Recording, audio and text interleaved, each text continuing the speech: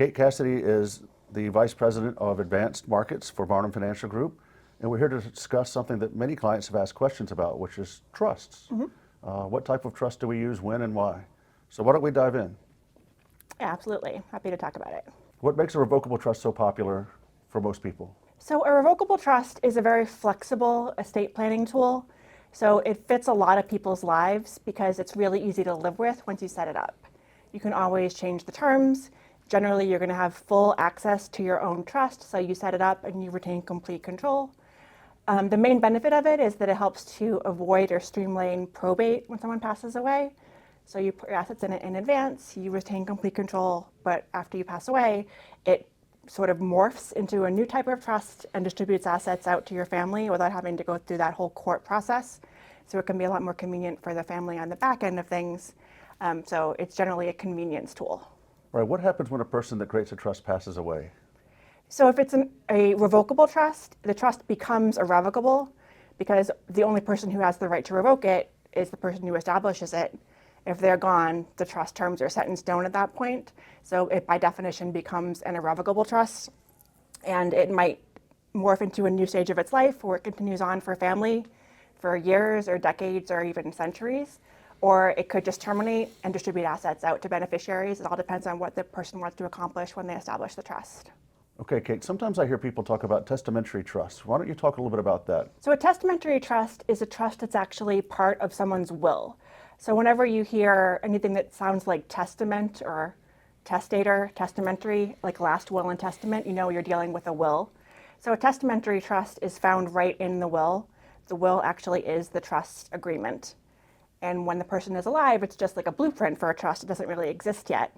But after the person passes away and the will gets submitted to probate, then the trust is sort of born and gets funded for family. So it's just a more simple way to do an estate plan for, say, young families or people who don't have necessarily a complicated situation, but they do have a need for trust for, say, minor kids, that kind of thing. So let's talk a little bit about irrevocable trusts. Those sound a little bit more permanent. Yeah, they are definitely less flexible, and right there in the name, it's irrevocable, so you can't undo it once you've done it. So it's a little bit more of an aggressive estate planning tool, and it's meant to solve a more specific problem than a revocable trust. Who would be a benefit? Who would benefit from using that type of trust? It all depends on what somebody's situation is. So there are so many different types. One of the most common types of irrevocable trusts that we see is an irrevocable life insurance trust, or an ILIT. That's a trust that takes a life insurance policy and holds it outside of the person's own individual name, outside of their taxable estate, which is a way to make sure that the death benefit isn't included in their estate tax calculation when they pass away. So for people who've got, high net worth, or in some states even sort of moderate net worth, it's important to make sure that their estate tax isn't increased by their life insurance. So that type of trust removes the proceeds from their taxable estate. That's a pretty common type of irrevocable trust, but they do all kinds of different things. You might see an irrevocable trust for somebody who has a disability, who is dependent upon public benefits like Medicaid. They might have an irrevocable trust, or you might see a charitable trust that's irrevocable, or a trust for long-term care planning. There could be a trust set up that's not revocable. So there are many different types, and they all do different things.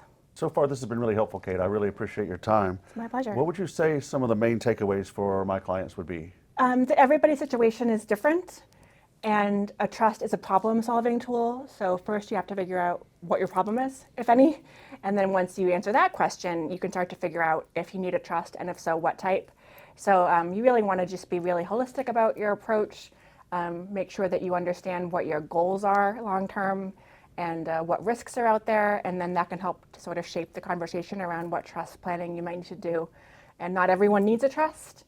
Sometimes it's just a nice to have, sometimes it's really, really important. So everybody's situation is different, and it has to be case by case. So that's why it's important to have a qualified financial advisor, a qualified attorney, and to get good advice and make sure it's all buttoned up nicely. Who would you say wouldn't benefit from a trust?